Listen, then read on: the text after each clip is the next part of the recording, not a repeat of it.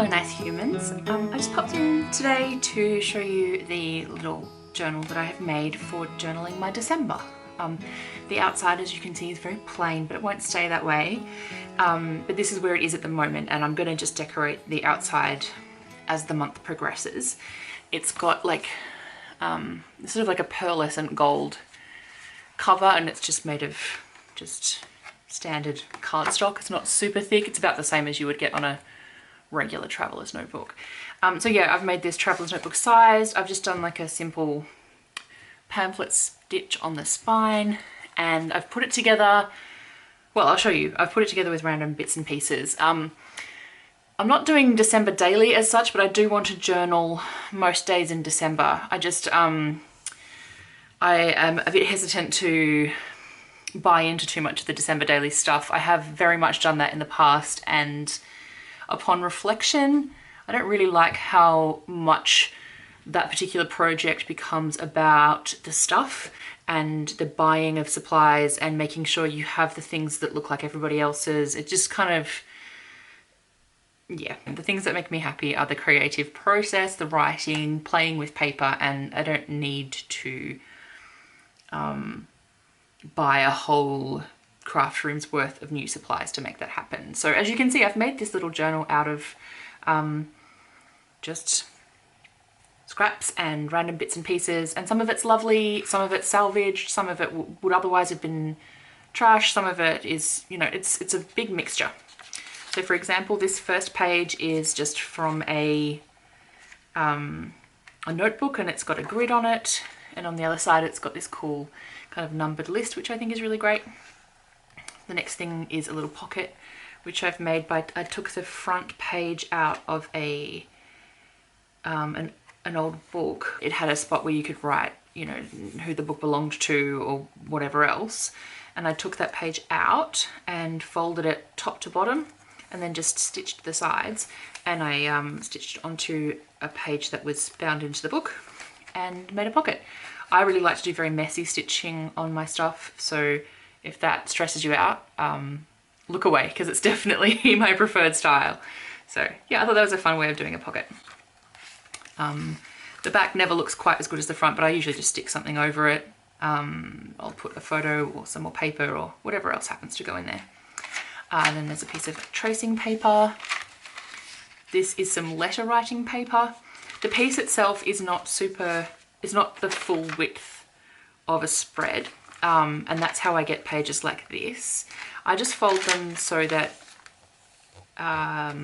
if I want a full page, I get one, and then the part that isn't as wide on the other side, I'll either stitch something to it or just leave it there and put glue something to it when I actually make the page. So I'm not worried about the pages not being the right width and all being uniform, because I just add stuff to it as I go along.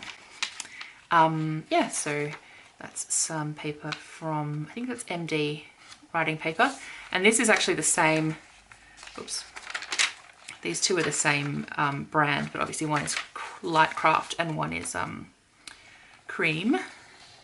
Here is another page that is wider on the other side of the signature. And this is an envelope that had something in it as part of a mail out from Brandy Kincaid. It said good words for later. There's always one of those in every Extravagant Hope mail out, and I just loved the red and green, and maybe I'll put good words for later in here if something appropriate comes up in December, or maybe I'll just stick something over the top. It'll be what it is. Again, I've done sort of a mix of stitching to attach this envelope to the little page in there, and it was opened with a letter opener here at the top, so it's got like a rough edge on it, which I really like. So it's in there. Love that green. It's just a plain white page. Here is a green. This one is like slightly heavier weight than your average paper. It's kind of a cardstock, so that'll be fun to put some, I might paint on it or something. Yeah, put some heavier weight on that if I want to. But who knows what I put in there. This is another page from a book. It's got, I liked the three little panels there. I could maybe make a list or put like a series of 3 photos that go together, or who knows, lots of options. And it's just got like a dot grid on the back, some craft paper. This is a piece of wrapping paper. I think it's vintage, it's quite delicate, it's really pretty. This was a gift and I've been saving it, and I did the same thing making a pocket on this one. I've stitched it, it's harder to see because of the pattern on the paper, but it is stitched here and along the bottom, and it's folded at the side, so it creates quite a long pocket.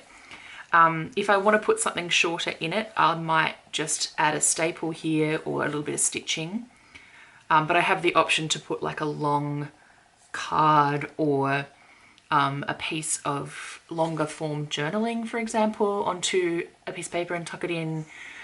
Maybe a recipe, I don't know, I've got options, but it's a nice big deep pocket. The trick will be, if I want to put something smaller in it, another thing I can do is just put some twine or something in it. The trick is just to make sure that whatever goes in there, you're able to get a hold of it and pull it out. This is some paper that I really liked the lines on the paper, and because they're red and green, I thought they'd be good Christmassy ones. And the other side of it has this beautiful Liberty print on it, which is, you know, green. You can see I'm going sort of green, red and craft, which is pretty traditional Christmassy. The middle page is this beautiful piece of wrapping paper that my friend Lydia sent me. You may know her as February and June here on YouTube and around the internet. She's amazing. She's such a great junk journaler and just genuinely great human. So she sent me a beautiful bundle in the mail a while ago now, but this is one that I've sort of been hoarding because I just loved the adorable little animals on it, and like, I don't know, I just really loved it, so I didn't want to use it in just any old thing, and it seemed quite Christmassy because it's got this kind of holly on it, and I associate woodland animals with Christmas. A lot of my favourite decorations that go on our main big Christmas tree are like hedgehogs and cute little birds and owls and things like that, so it just seemed appropriate for this journal. And yeah, my December journals are ones that I often look through the most, so I also felt like putting it in here meant that I would get to enjoy it a lot when I revisited this journal. So yeah, it's wrapping paper, so it's a little bit fragile, so I ended up putting some things on it to reinforce it. So I put on the back, I put some washi tape. This is quite wide washi tape, and I also folded it and stitched the edges to make a little tuck spot in here. And obviously the washi tape wasn't as wide as the paper, so I've put some other things on there as well. This is a printable doily from Johanna, which goes around both sides. And then this is some more like craft colored tape, and so I basically just made a little patchwork of things to reinforce this paper, if that makes sense. And this is a little envelope, I think it's from Muji. So there'll be various things that I can tuck in and stick on there, and I will put something on here, but in a way that doesn't cover it up too much. And if it just ends up being like a little sticker with a note or something, that will be fine, because I really love the illustration. Yeah. If you just heard a scratching sound, it was Percy jumping up on my chair. I apologise. She wants to come and be part of this whole situation. You right? You gonna say hello? Percy says hi. She's wearing a shirt with bees on it today. Okay, where were we? Yes, so flipping this over, as I was saying, this has got the little tuck spot here, and then again, this is another page that wasn't the full width of the signature, so I've stitched on a piece of vintage paper that I got from my friend Kaylee, which is really beautiful. She sent me a bunch of them, and they have got different flowers in the corner of the borders around the page, and I love the way the paper's aged as well. It's really lovely. The next thing that I've got in here is just a page from like a botanical illustration from a book, and so now you'll start seeing repeats of because we're in the second half of the signature, but you'll see how some of them are a bit different because of the patchworking I've had to do. So more craft paper. This is a cool little isometric grid, again, because it's got green on it, I thought I'd put that in there. Another grid. This is the other part of that card. And again, it's got that sort of rough torn edge, which I thought was quite pretty. I could potentially stick this down onto here to create a tuck spot or a pocket, because this is quite plain. Or I could staple something to it. I mean, there's plenty of options. Make another pocket, just depending on what I need on that day. With that white paper. This is some lined paper for some journaling, so I could do a drawing here or stick a photo or stick something else in and then actually write about it here. And then this is an envelope from a printable from Johanna. So yeah, I just printed it out at home and then stitched it onto this torn piece of the that lined paper. This one was also some of that writing paper, and I've actually just taken an offcut from, because I had to trim this down from A4 to turn it into a page. So I had this bit left over, so I stitched it onto here. So you're seeing that same colour of craft repeating itself, which I really like. That's the other side of the tracing paper. Some nice, this is kind of airmail paper, it's quite light.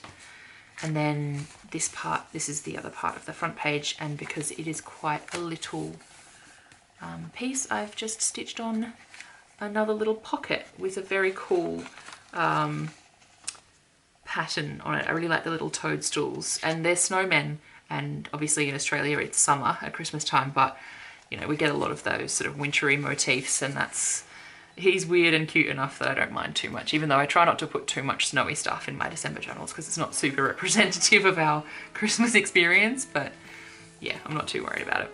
So yeah, that's what the journal looks like, and it's going to get very filled up and layered. Some of these pages will, you know, you won't even see the paper anymore by the time I've stuck stuff down on it and written on it and whatever else. Some of it I will let it shine for what it is because it's so lovely. And I've got plenty of options in here, and I'm looking forward to sort of collecting our stories together and decorating it and letting it become a little artifact of this time of year. Thank you so much for watching, and I'm looking forward to sharing these pages with you throughout December. Bye!